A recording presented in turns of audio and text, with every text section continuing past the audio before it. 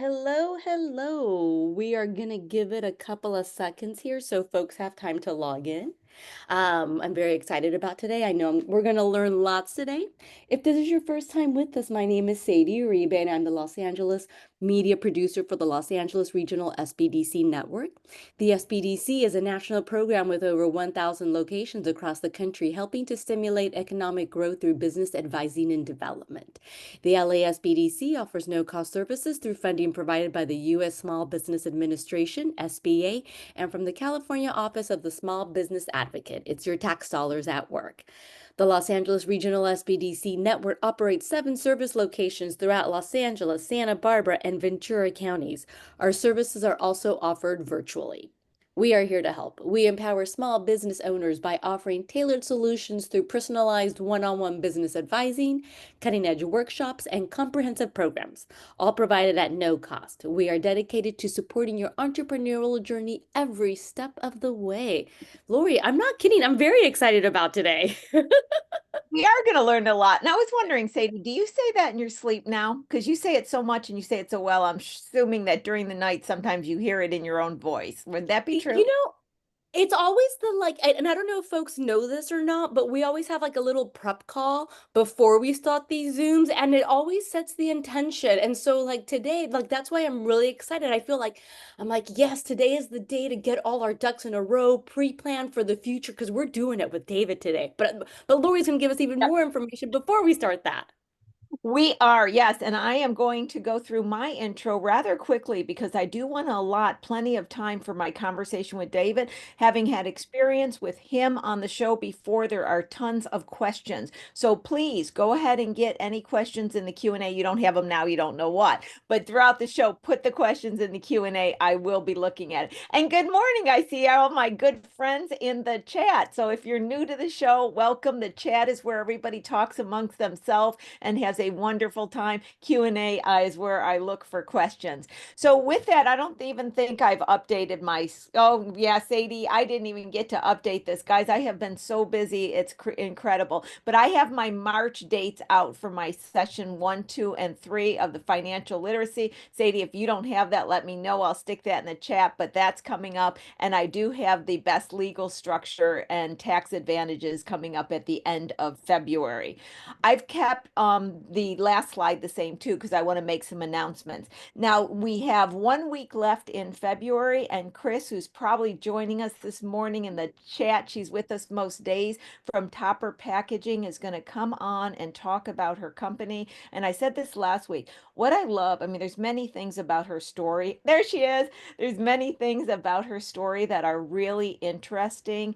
But one of the aspects that I really want to hear more about is her desire to focus on customer service and make a definitive difference between her and the other companies based on the customer service, competing with very large companies successfully through that. And I think that so many times when the small companies look for their advantage over the competition, they go right into price. Let me be the lowest, lowest, lowest. And you know how I feel about that. That is not a winning strategy in most cases, especially for a small company, because you can't compete on price, right? But when you just start to look at customer service, oh my God, the stories I could tell you with just purchasing a bike right now. You know, we lack that. And so we don't give enough value to what inherently makes our company different because of our values and our beliefs. And I think Chris has hit a home run with this. And I'm real excited to have her on the show next week to talk about that. Starting in March, I got my March lineup, but I at least wanted to give you 2 weeks. Dr. Keith Marshall is someone I just met. He runs Dedicato Treatment Center. I first met him just recently because he was involved in the fires. He was having some issues getting the SBA loans through. I helped him with the process, etc. And in conversation with him, I was struck by so many different aspects. His personality, wait till you meet him. His personality is so upbeat, going in the middle of all this chaos. He is finding the value in the lessons and the experience and thriving. And then as I got to talk with him more, I found out he went after this career later in life and has a whole fascinating story to tell. So I told him, I said, you know what? I'm trying to bring everybody on that's inspirational and uplifting, anyone who's experienced challenges. I was like, please come on the show. And he agreed immediately. So I'm very excited to have him the first week in March. Now, quick announcements. These are the links that I just want to make sure I get into the chat. I always use my show as a way to announce anything. Sadie and I are still doing our weekly updates. We talk about the SBA loans. We go through if you get a denial. We go through the processes. We also talk about any new grants that are coming up or any other information that we can get out to you. So these are two links I wanted you to be aware of, and that is the grant at the Los Angeles County Relief Fund, which is up the 24th at 5 p.m. So right around the corner, guys, February, that is 24th, right? And then also I talk a lot about disaster unemployment insurance, which is for the self-employed in the fire area that many may not be aware of. This is like the pandemic unemployment insurance was, that the self-employed can get an unemployment benefit. Many don't know about this being in existence. And to that degree, Sadie, can you also put Zimara's HR webinar into the chat? I think it's on the 25th. Sadie will keep me correct on the dates, but Zamara's been on the show many times and she comes on and talks a lot about HR updates and what's going on in the HR world. She is having a special webinar that is to those that are in the fire area, fire aftermath. Yes. And so there you go. There's her webinar. That's a good one as well. There's just so many resources. I get on here and I start talking. I go, oh, yeah, let's make sure you know this. Let's make sure you know this. Let's make sure you know this. So, anyway, on Tuesdays and Thursdays, Sadie will put the link in. She probably already has. Please join us if you have any questions or are impacted by the fires. And please, on a last note, the EIDL loan, which many of you may be familiar with, that is also available if you had an economic injury and you're in the Kern, Orange, San Bernardino, or Ventura counties. So please double check if that is something that you maybe can apply for if you're in those counties. You don't have to be right within the Los Angeles counties to apply for that specific loan. You just have to have an economic injury as a direct result. But I talk more on that on Tuesdays and Thursdays. This is just a shout out to let you know about it. So let's get into the exciting part about today. David Horvitz has been on the show, I think 3, 4 times. I just basically bug him to come on all the time. He is a certified financial planner. He's been practicing comprehensive financial planning since 2002. He is skilled in the areas of taxation, mitigation, retirement planning, estate planning, insurance, and personal risk management. I'm going to have him tell the story. I've asked him to tell the story again because I love the story and you'll see why, of how he got into it. But one last comment I want to make before introducing David officially is that I really feel as though this topic is of great importance to the small companies. Too often we think about retirement planning and 401s if you're an employee, or retirement planning when you get older, etc. And I know I was in that mindset as well, but luckily I decided, as you guys know my history, to be an entrepreneur at 25 and have kind of stayed that way the whole time. So luckily I was able to put away the retirement during that time period. So if I ever retire, I'm not the retirement elk, I already know that. But if I do, I got the money, okay? I got the money there, right? But the other thing that I learned over the years when I became more wise in taxation, that it also has a tax benefit. And I have one last comment to make on this, and I'm going to pass it to you, David. But I got to tell you, this like frustrates me a lot.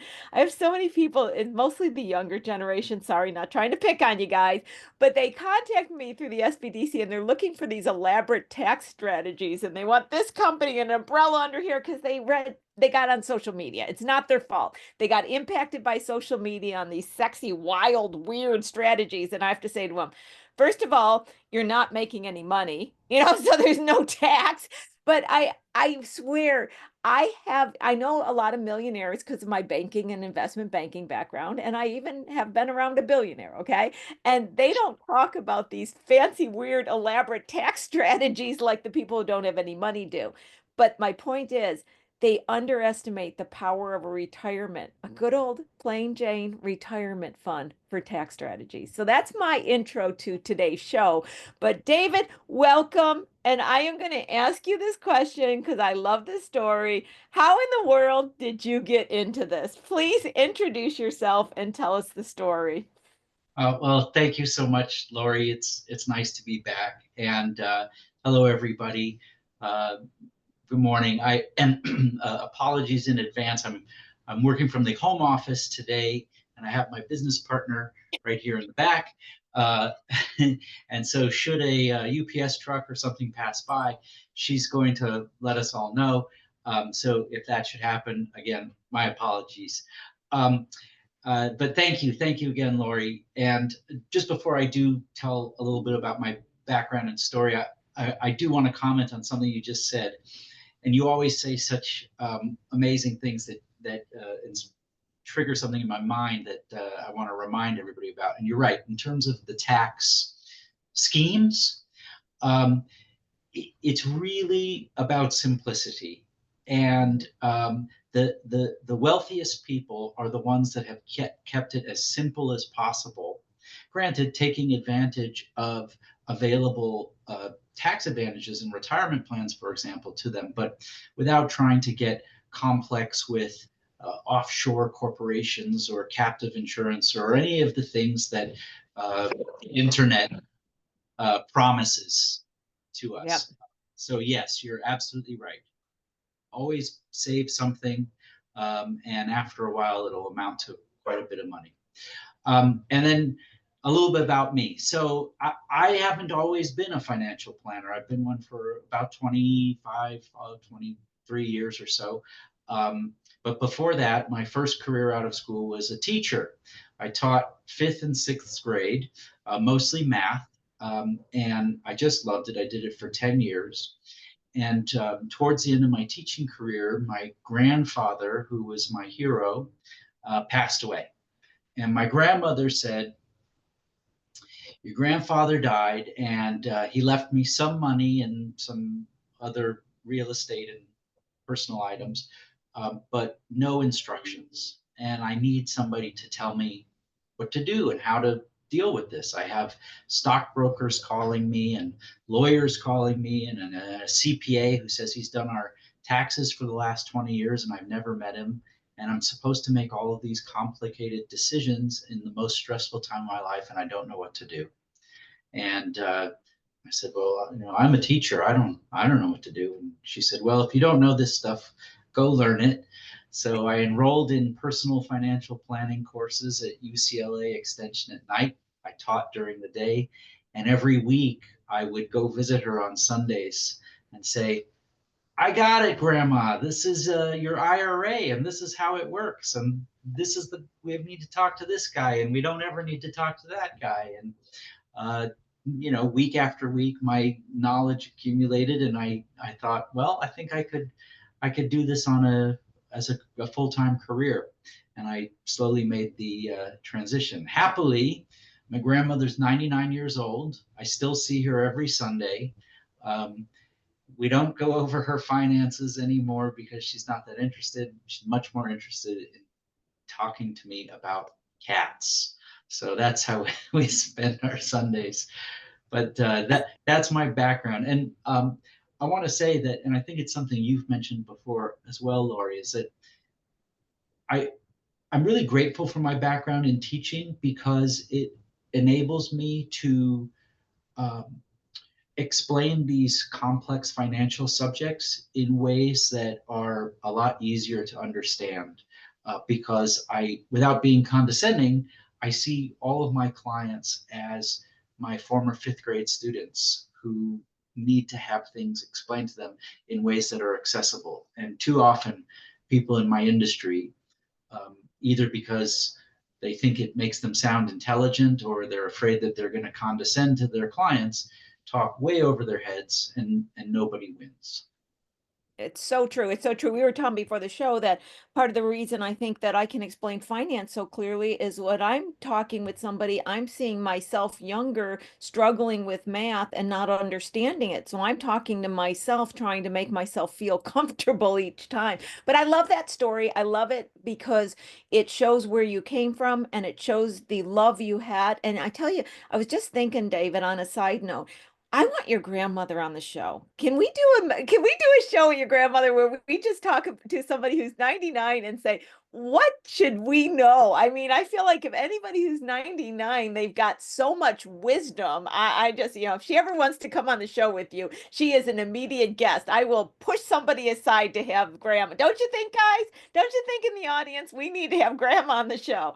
But anyway, Thank you, um, Lori. in fact, I have to tell you in the back of my mind, I know because every time you say, I still see my grandmother, and I know I was like, she's in her 90s. Is he going to say she just passed away? And then you're like, no, grandma's still alive. That's wonderful. I'm rooting for grandma to hit 100. I totally am. But Oh my. and what I would like to do today is focus on solopreneurs. If you guys have employees, don't worry, we're still going to cover a lot. But I think that the small company, the sole prop, the LLC that does not have employees and isn't making money right now, think that this is not about them at all. And you're going to correct me because I am not an expert in this. I may say things and you have to change it a bit, but I believe it is about them still. And as we were talking before the show, is there was two things that I've learned over my wisdom of 60 years. And one of them is that starting the company at 25 and being self-employed, I knew I had to do something for retirement, but I wasn't making any money. I didn't have money to put away, but I started trying to put a penny in a individual SEP, etc.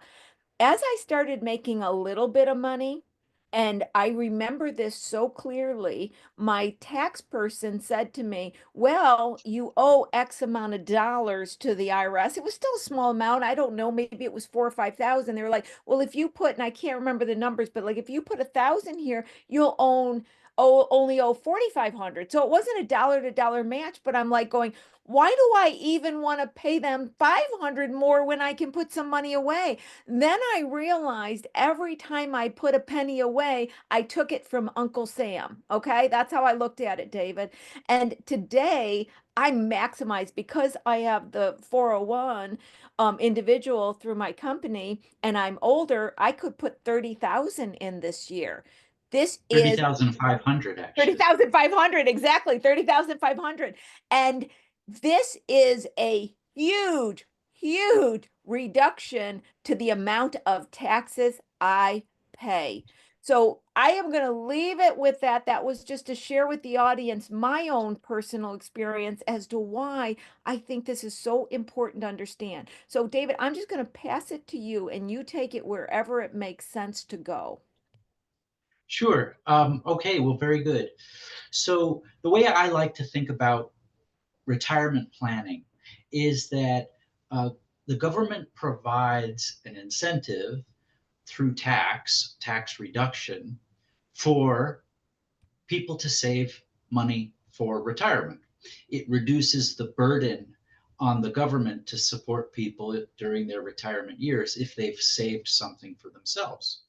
And so there are programs for employees, W-2 employees who work for other people. There are programs for people who own businesses with many employees, and there are retirement plans for the solopreneur, the one who has no employees and just works for themselves. That that type of person actually has the most options, though there are options for everybody. There are two categories that I like to think of when we talk about retirement plans. One is the traditional retirement plan, and there's several options for that, which gives you a tax deduction when you put money into it. Okay. Now, you pay taxes when you take money out of it in retirement, but you get the deduction when you put money into it. And then the other one is the Roth plan, which does not give you a tax deduction when you put money into it, but you don't pay taxes when you take money out of it. So there's a way to figure out which one might be the best one to go at the time, and it's usually how much tax do I owe today? If my tax burden is high, then I want to go for a traditional plan, which gives me the tax deduction now. If my tax burden is low because maybe the business isn't making very much money or any money at all, then I want to go for the Roth option, which does not give me a tax deduction today, which is fine because my taxes aren't that high, and I get tax-free withdrawals in retirement. So those are the two categories that I like to think of. And then if we break out in each one, there are similar plans for each traditional and Roth. But So one thing, yeah, before you go down that, I want to comment on the Roth and the IRA.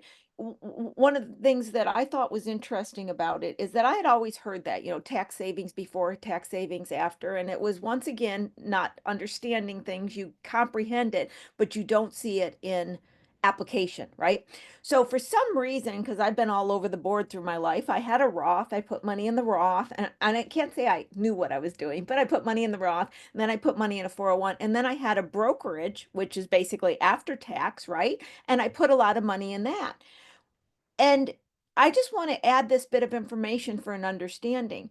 As I got older, some of my friends that were employees their whole life and just had 401s through companies and did no savings beyond that, they kept talking about, well, when I retire, I've got so much tax, I'm only going to get this amount.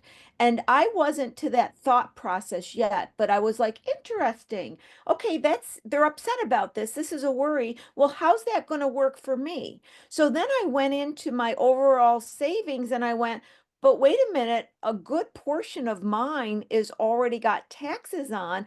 I actually unknowingly balanced, and it made a difference because then I could say, well, pretend I was to retire because I was listening to their scary stories, right? Well, I would get taxed on this, but I could take out this without getting taxed on. And so I just wanted to add that little bit because I understood what you were saying then, but now I totally get it, where you really do have to be conscious of when you are saving money, what has been taxed and not. So I just wanted to add that if I could, David. yes, that's exactly right. And you know, often we talk about diversification in when we're talking about investments, which usually refers to investing in stocks and bonds and investing internationally and domestically, et cetera. But we also want a diversification of cash flow or income streams in retirement, which means I want some money that's going to be fully taxable to me, and those are pensions and traditional IRAs or traditional 401s, 401ks usually. I want money that is going to be completely tax free to me if I can get it, and that would be the Roth equivalents. And then I want ones that are either minimally tax free or a combination of tax burden and tax free, and that would be from the brokerage account that Mhm. you're talking about. Yeah. But in order to have these diversified streams of income, you have to put the money into the different envelopes in the Yep. beginning. Yeah. And the best way to do that is, I mean, that's a subject for another time, but Right. Right. generally speaking, it's what is my tax burden today, and is it likely to be more or less in the future at retirement? And so before Roths existed, the thinking was, okay, well, I'm in my working years, I'm earning money, I'm earning a lot of money, and it's fully taxable to me. I'm looking for any tax deduction I can find. So one of them is a 401k. So I'm going to put as much money into my 401k as I can because that's going to reduce my taxes today. And then eventually, when I retire and I don't have income from work, I'm going to be in a lower tax bracket. So it's okay if I'm taking it out of my 401k. I'm being taxed at a lesser rate. I would have been taxed at a much higher rate when I was working. Now in my retirement years, I have less income, so I'm going to be taxed at a lower rate. And that was the way to plan it, and it's great. For the entrepreneur, especially the solopreneur, income is not predictable. And it's not, from one year it could be a banner year and another year could be a dry year. So that's where the benefit of saying both tax deduction for this year and not tax deduction for that year. And then in retirement, ooh, my income is really high, I'm going to take from the tax-free one. My income's really low, I'm going to take from the taxable one, etc. Makes sense, makes sense. Now, I interrupted you as you were starting to give us a list of the products. I just wanted to get that little foundation in. Let's go where you were planning on going Okay, now. so let's say that you have the least options because you're an employee. Okay. So you're a W-2 earner. You don't have you're not your own business. So you have the fewest options, and you actually have two options. You have a Roth IRA and a traditional IRA. And as I said before, the traditional IRA will give you a tax deduction in the year in which you deposit it. It grows tax free, and then you pay tax when you take it out at some point in retirement. With the Roth IRA, you get no tax deduction, it grows tax free, and then there's no tax when you take it out. So if you're a W-2 earner, you have those two choices. And the most that you can put in for 2025 is $7,000 if you're under the age of 50, and you get an extra $1,000 that you can put away if you're over the age of 50. That's for either the Roth or the traditional. Now, unfortunately, if you make more than $165,000 as a single person or more than $246,000 as a married person, the Roth option is not available to you, and you can only do the traditional IRA. Which is unfortunate because, frankly, if you're earning that kind of money, saving $7,000 or $8,000 is really not enough for retirement. But that's what it is. That's how the government's decided to do it. On the as we go along the spectrum of available options for us, if we are the employer with employees or without employees, we have a lot more options than just your Roth or traditional IRA. We have options to do solo 401ks, SEP IRAs, profit sharing plans, and defined benefit pension plans. So let's start David, with what do they define yes. as an employer? So when they say an employer, is that based on a legal structure such as an S corp or tax like an S corp, or is a sole prop? Because you said employees or no employees. So I'm wondering if the definition of that then becomes the S corp, where you're technically an employee of the company, or am I completely off on that? So an S corp is a kind of a hybrid one where you are both the employee of the company and the employer. Yep. Uh, the sole prop is the easiest one to understand, and that would be anybody who files a Schedule C, Right. So the meaning here, choices you're talking about, is this available to a sole prop as well? yes. Okay, that's what I wanted to make sure so everybody understood. So when you say the employer, employees or not, you are speaking sole prop LLC. These are okay. I just wanted to get that out there so everybody knew, hey, that's me. That's me. Okay, so guys, solo LLCs, pay attention. This is you. Please continue, David. Yes, thanks for clarifying that. Yes. So yes, if you are a sole prop filing just a Schedule C, an S corp filing a 1041, or an LLC, this all applies to you if you are the person that's making the decisions, earning the money, etc.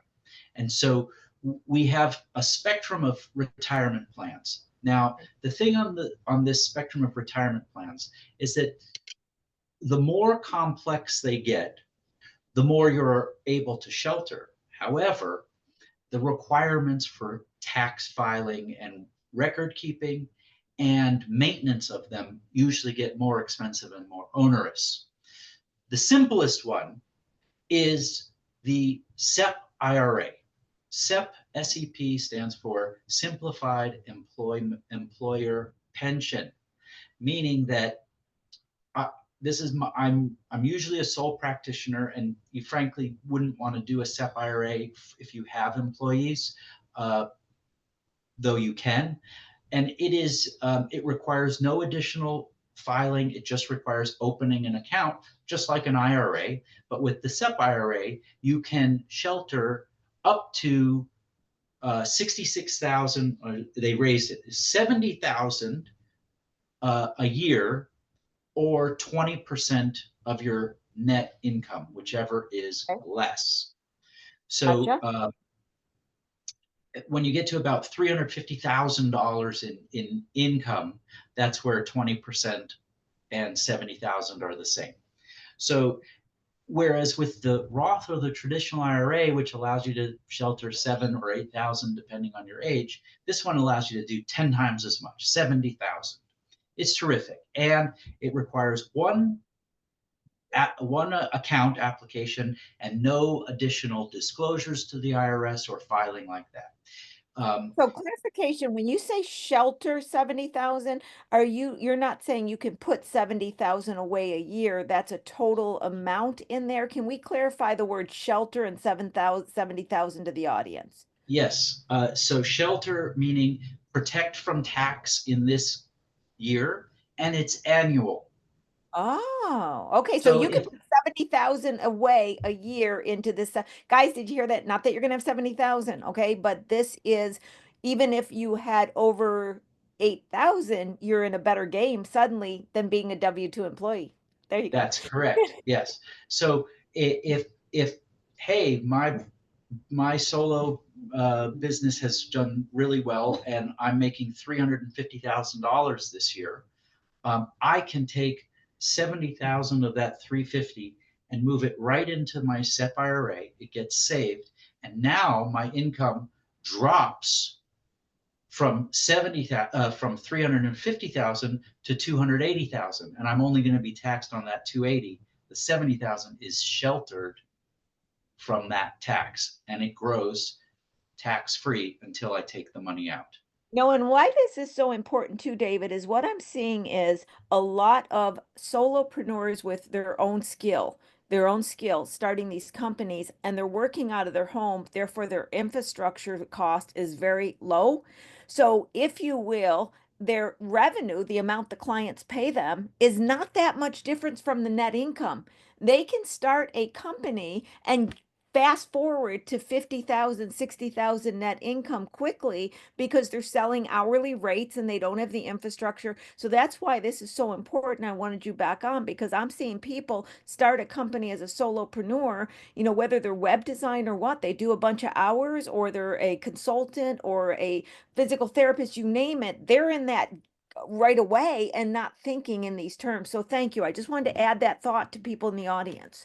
Sure, and that's terrific. Obviously, as a solopreneur, we want our revenues to be high, and we want our expenses to be low. Yeah. The downside of that, of course, is that means that we have more tax to pay. But if we utilize something like a SEP IRA, it's going to reduce the tax that we owe. It's going to increase our retirement savings. Yep. However, most solopreneurs who are in the fortunate position to have high revenues, in fear of having to pay tax, are going to look for expenses to deduct from their revenues so the tax ends up being less. So Exactly. this creates something of a problem, because if I don't have enough in income, that means what I get to keep after I pay my expenses from my revenues. If I don't have enough in income to justify putting money into a SEP IRA, well, now I don't have really a retirement plan, a robust retirement plan. So, how do we fix that? Well, in my view, there's a better option than the SEP IRA, and it goes one click higher on the spectrum of complexity, and that is the solo 401k. That's what I So have. yeah, and the only reason why it's one click up on the level of complexity is that it requires its own tax ID, which you can apply for online. It doesn't cost any money. You get a tax ID. And once the balance of that account eclipses $250,000, it requires a simple additional tax filing called a Form 5500. It's a one-page form. You don't owe additional tax. It is just a disclosure to the IRS saying, I have this amount of money in this account. That's the only reason why it's one click higher on the level of complexity. The benefit of it is that you can contribute as a solopreneur to the solo 401k $23,500 as long as you have that in revenue, not in income. So remember, with the SEP IRA, we can only contribute 20% of our income, which is what we got to keep after we subtracted all of our expenses. So that's called below the line. Above the line, meaning just revenue, we can take 23,500 as long as we've made that much and put that in our solo 401k before we've even calculated what our other income and expenses are. So in other words, if I'm a solopreneur and I made only $23,500 that year in revenue, I can put the entire 23,500 into my solo 401k. My revenue is zero, my tax is zero. Right, right, right. See, this is huge, guys, because so many times I have it where, companies starting up, they got a lot of expenses, they have zero net income, so they say, I can't put any money away, but this allows them to. And where are you going to have the extra money? Well, because a lot of times your expenses are things that you might have bought a computer, you have it on a lease, etc. So it's not representative of the cash that you actually have available. You may have the That's cash. right. You know what I'm saying, Dave? You could have the cash, even though from a tax event, you're taking full depreciation that year. You don't have the tax liability of, lower net income. So this is a key. Like I said, I'm taking what you're telling me and I'm learning and my finance knowledge and my tax knowledge and going, oh, look, this is really cool, guys. Please keep going. Sure. So let's say though that again, you're back to the same as the SEPpreneur that I described earlier. You've made $350,000. Well, the SEP IRA says, oh, I'm sorry, the solo 401k says you can immediately take the 23,500. You can segregate that. Plus, just like with the SEP, you can take 20% of the net income left over. So you can end up, whereas with the SEP IRA, you can save a total of 70,000. With the solo 401k, you can actually save 77,500 up to. Now, this is the other thing that I want to clarify. You're not required to put this Right, much in. This is just an up to thing. We always, I mean, we say like, I wish that I could contribute right, that much, but that's the thing is that you're allowed to. Whereas back to the Roth IRA and the traditional IRA, you're only allowed to contribute up to $7,000 or $8,000. You don't have to, but that's the ceiling. This one, the ceiling 77,500 for the solo 401k, 70,000 for the SEP IRA, which are both great over the Roth and the traditional IRAs. But the benefit of the solo 401k over the SEP IRA is that you can make your contribution to your 401k essentially part of your expenses yes. So is you of get to your deduct business. so in what you're saying to me for clarification, so that part then becomes an expense, thereby, correct me if I'm wrong on this, I'm going to say it and you tell me no right away if I'm wrong. So the audience doesn't listen to me, they listen to you. But I'm hearing that then it becomes an expense, which is going to lower your net income, which in essence is going to lower your tax burden as well. So not only are you putting the money in, but you're lowering the amount of tax because we get taxed on the net income. And that's what I'm seeing and hearing. Am I correct? You are 100% correct. That's exactly right. Which is why it's such a powerful tool because it's before the actual tax on your net income is calculated. And I want to go back to something you said about the fact that people are looking for extra expenses to reduce the tax burden. I know because of the amount of questions I get through the SBDC all the time. So they're going, well, what if I buy another computer? I really don't need a computer. What if I do this?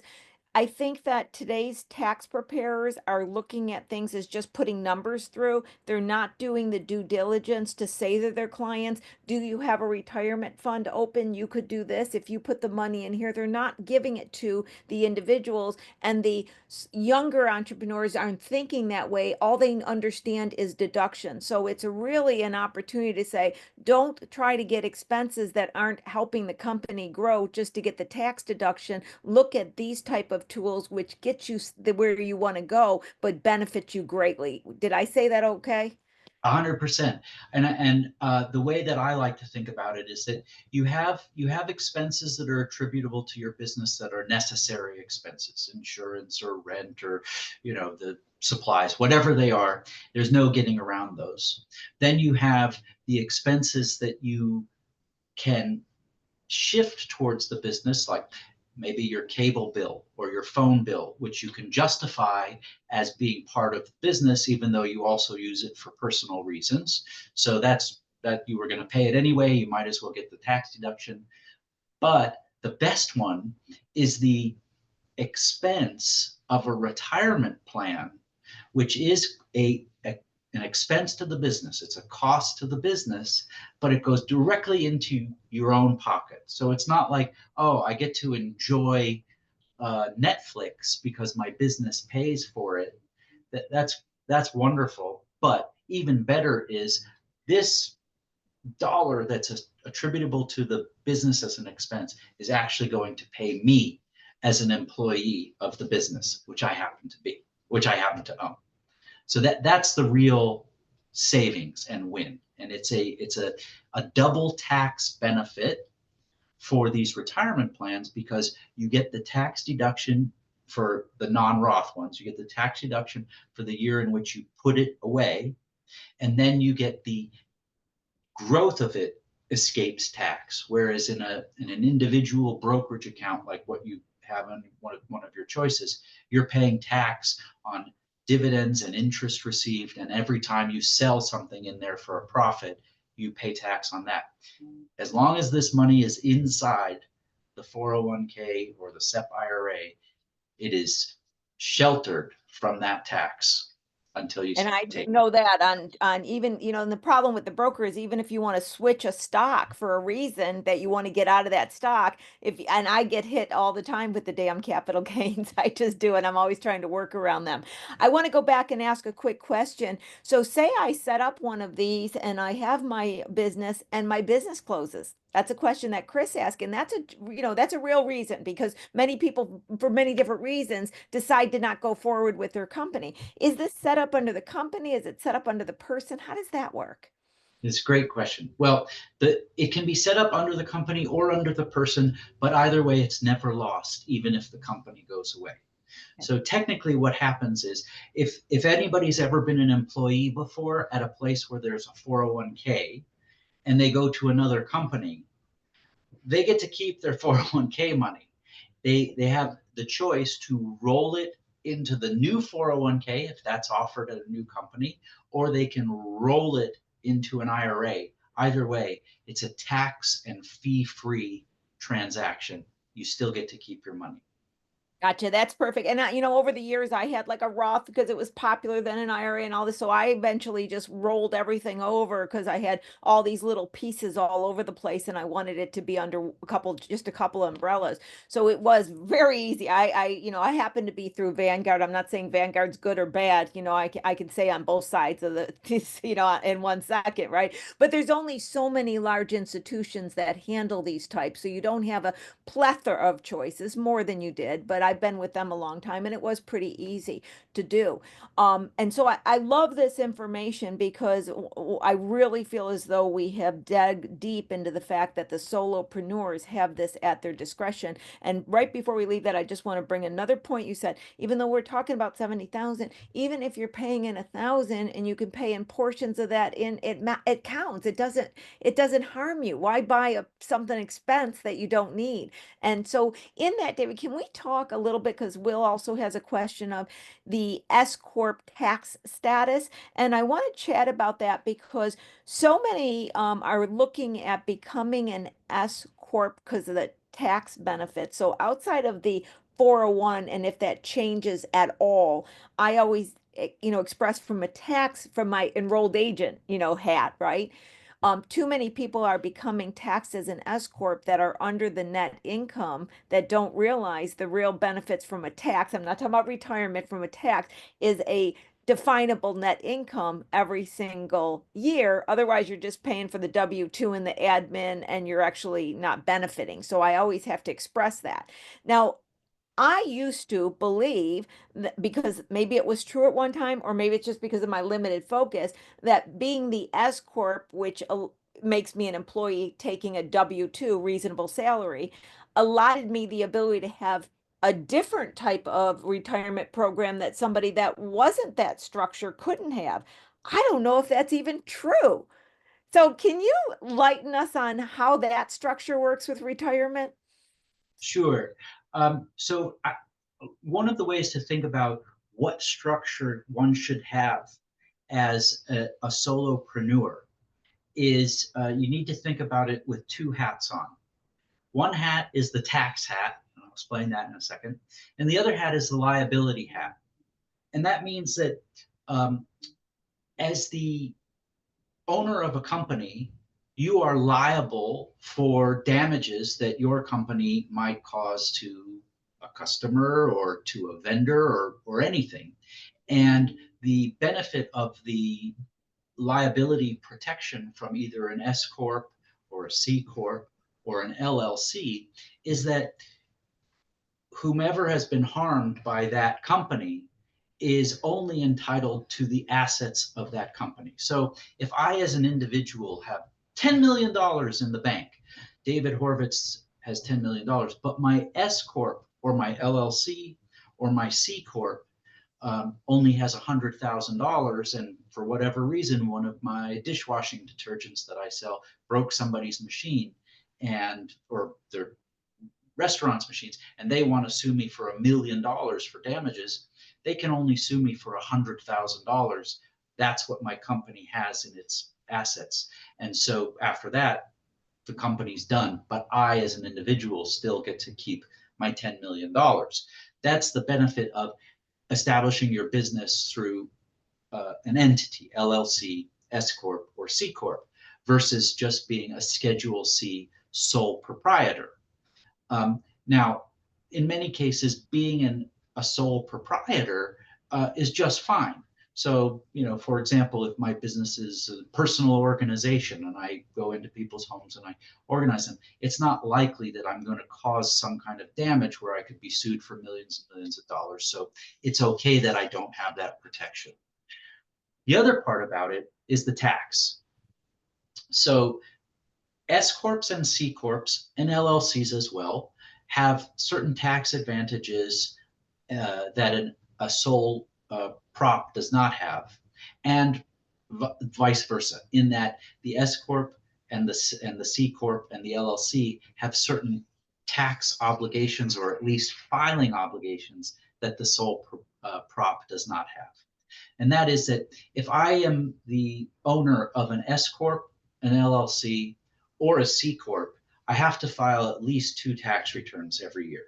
I have to file the one for the company, and I have to file the one for myself personally, the 1040.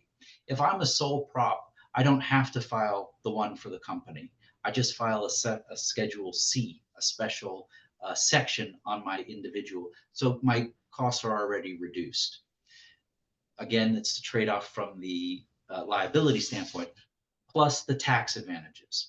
The S Corp and the LLC are similar setups, and they can be taxed exactly the same way. The LLC has the option to be taxed as either a corporation or what's called a partnership. But the real benefit of the corporate tax structure is that the corporation can take all of the money that it makes and push it out to the owner or the owners of the company and have zero tax to itself, the corporation. So S Corp owners in particular, are in a real interesting position because they can manipulate their actual income by creating a greater salary if it's a better tax benefit, or a smaller salary to themselves as the owner if that's a better tax benefit. The LLC is similar, not in so much as that what it can push out and what it can't, but it has certain thresholds that it owes its own tax to the state for income levels that it has, that aren't as easily manipulated as the S corp, but it does enjoy the ability to manipulate its income as well, so that to the eventual owner, the taxes can be more or less depending on what's going to be more favorable in that And year. where you're going is exactly what I'm talking about. And that's where I, as an S corp, have that. I love it to manipulate the salary. And that's exactly what I'm doing. I do like to warn the audience that that means you have to have a tax person that can calculate this. You have to do it before the end of the year, administrate. I mean, I can do it myself, but that's exactly where we're going with, because then I can actually run numbers to say, well, if I take a salary check for this, then I can pay in this amount to my 401. That reduces the tax burden on my W-2 portion. Then I can do 25% of my net income for a matching, and then that goes back and reduces it. And I actually have gotten where I'll use a spreadsheet and play with the numbers till it's like become a video game for me. Get taxes down, it's how much, and then I of course found out I sold some stock and the capital gains throws me out, right?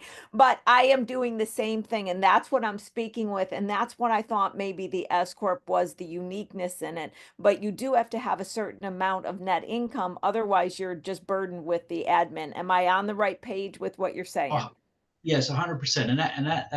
That's actually something I want to hit on, is that you do have to have a certain amount of net income. And I don't know what percentage of your viewers are tuning in today because they have the problem of having so much income that Right. they're trying to reduce their taxes, versus just what are some smart things that I can do while I'm building my business Absolutely. to save I money. want to make a note. I was that person that didn't have enough money to put away. I'm just old now, you know? So it's like it wasn't until like the last 10 years that I started needing to even manipulate a salary. Prior to that, it was like, where is the quart of milk coming from? So I agree. Yes, That's why I resonate with my audience. But I say, hang in there. You can get to the point where you're manipulating salaries to avoid taxation too. exactly right. And we should all be there, which is why I say the problem of having so much income. Um, but so let me just touch on the other kind of people who don't have the problem of having so much income that the tax is an issue. I'd like to say that regardless of whether you're hitting it out of the park with your business or you're sort of just barely getting by, provided that you have no credit card debt, especially, or other onerous consumer debt, you should be saving something. Yes. Always be saving something, because there are three components of wealth at the end of a period of time. And the three components are how much you can put away, your rate of return on the amount of money that you put away, the interest and growth of that, and then how much time you have. Now, you can put away a very little amount and get a mediocre return, 3 to 5%. But if you have a lot of time, that's far more powerful than anything. So it's far more important to put $1,000 away a year, say at age 23 or 25, than to put even $10,000 away per year at age 30 or 35.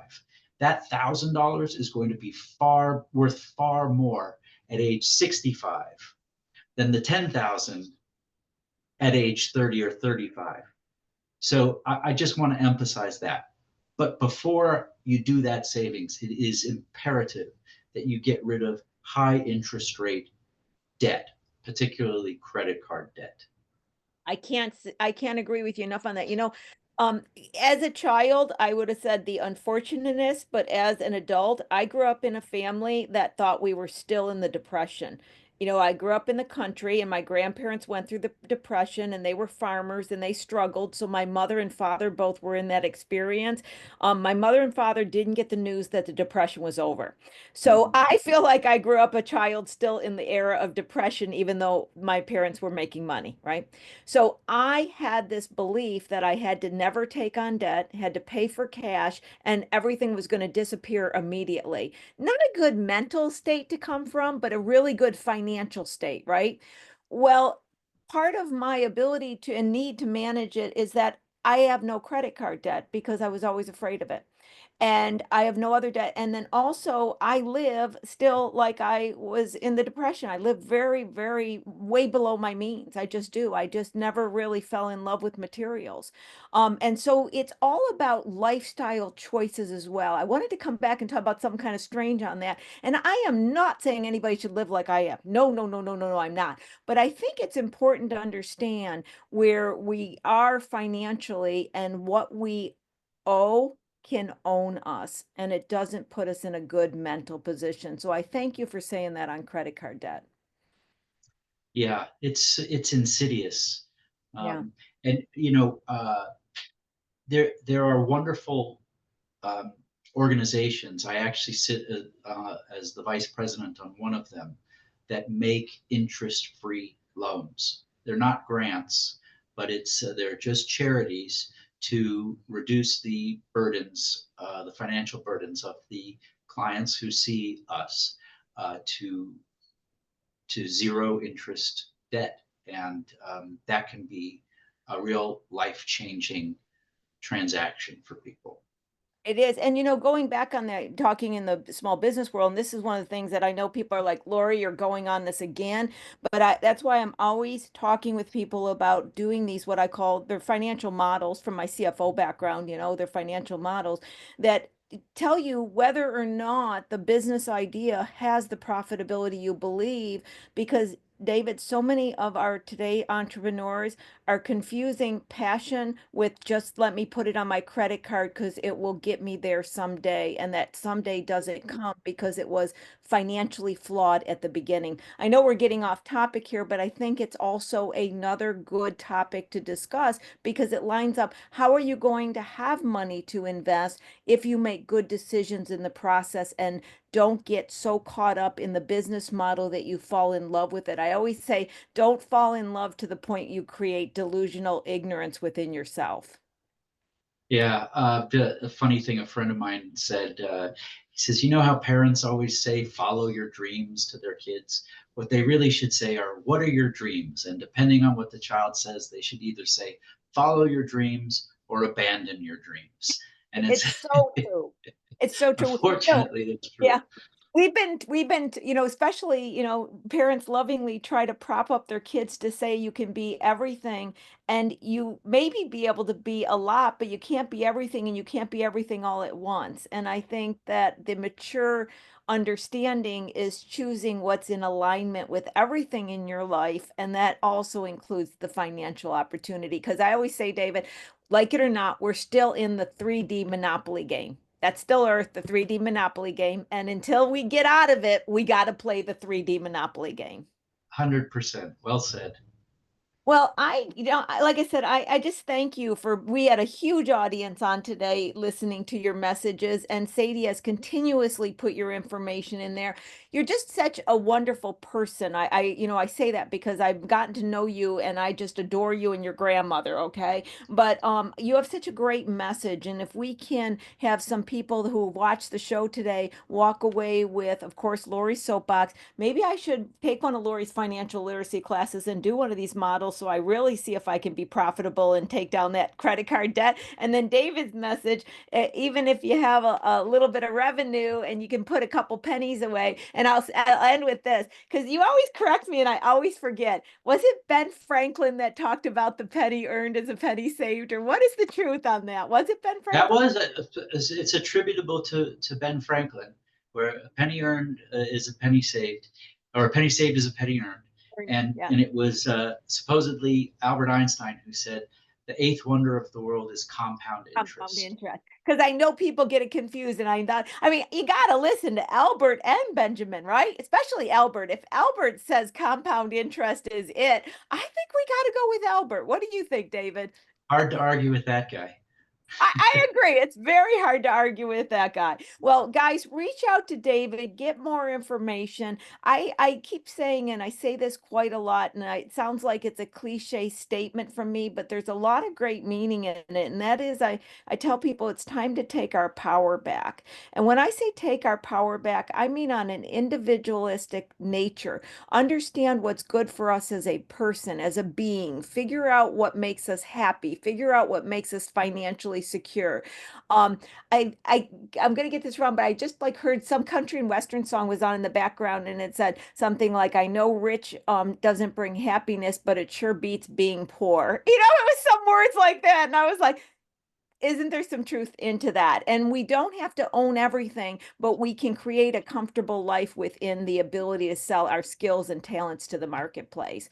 So, David, thank you for always coming back on. I sure do appreciate you. You are just a gem in teaching and helping people to understand. And I know we got most of the questions here, but please reach out to David with additional questions. And Sadie, I know you were excited to hear a lot today. Well, welcome back. Tell us and end us here on this call. All I'm gonna say is I can't wait for this recording to be done because I'm gonna play this on loop, pause, stop, break. So everyone's been asking about that.